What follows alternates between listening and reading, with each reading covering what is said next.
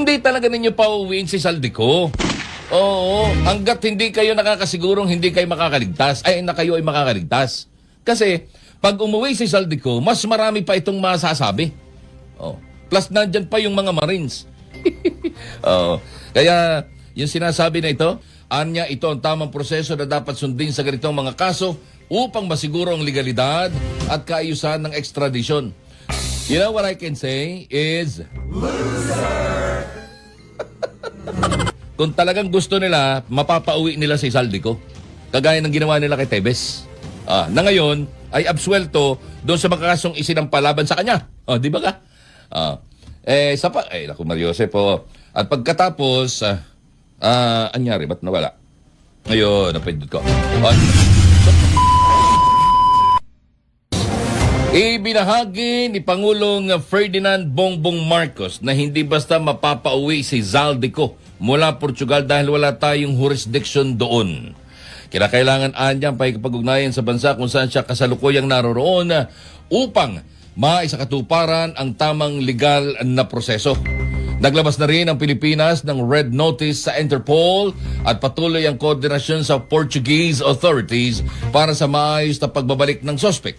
Anya, ito ang tamang proseso na dapat sundin sa ganitong mga kaso upang masiguro ang legalidad at kaayusan ng extradition. Dagdag pa ng Pangulo, hindi maaaring ipadala ang sariling pulis ng bansa upang arestuhin si Ko dahil wala silang kapangyarihan sa ibang bansa.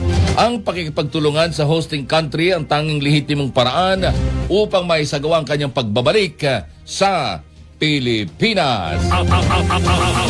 Pilipinas. You know what I can say is...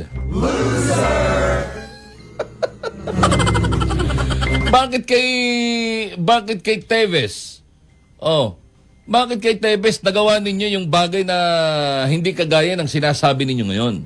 Bakit? Kasi hindi talaga ninyo pauwiin si Saldico. Oo, hanggat hindi kayo nakakasigurong hindi kayo makakaligtas, na kayo ay makakaligtas. Kasi pag umuwi si Saldico, mas marami pa itong masasabi. Plus nandyan pa yung mga Marines. Di ba ga? O yung mga dating Marines. Kaya lalo hong malaking perwisyo sa kanilang panig kapag pinauwi nila si Saldico. Alam nila yon. Plus, hindi man uuwi ng basta-basta si Saldico dahil alam nilang ipapapatay ninyo si Saldico. Di ba nga? Pag umuwi si Saldico, baka bukas makalawa, ang pangalan na nung airport na bababaan niya, ay, ang tawag dito, ay, Zaldico, anong tawag dito? Airport terminal, or flight terminal, o gano'n, international, Zaldico International Airport. Baka gano'n ang mangyari. Kaya mahirap na. Kaya hindi uuwi si Saldico din. Pero kung talagang desidido ang ating gobyerno at gusto hong kangay makuha ang katotohanan, ay dapat ay bigyan nila ng laya etong si Zaldico na makapagsalita at humarap sa tamang proseso sa pamamagitan ng hybrid communications. Video call. At hayaan muna siya habang nililitis. Kasi nga, alam na naman, Sus Mariosep, alam ng buong mundo, lahat na nakasubaybay dito sa issue ng flood control project, alam nila na they will turn or they will assassinate or kill Zaldico pag umuwi ito sa Pilipinas. Alam nila yon. At even the international community, palagay ko, sinasabi sa kanya, sir, wag ka munang uuwi. Sabi nga ni Atty. Rowena Guanzon, di ba ga? Sabi nga niya ako, kung ayaw mong maging Zaldico International Airport yung ating paliparan, dyan ka muna. Kaya, yung sinasabi na ito, kung talagang gusto nila, mapapauwi nila si Zaldico. Kagaya ng ginawa nila kay Tevez.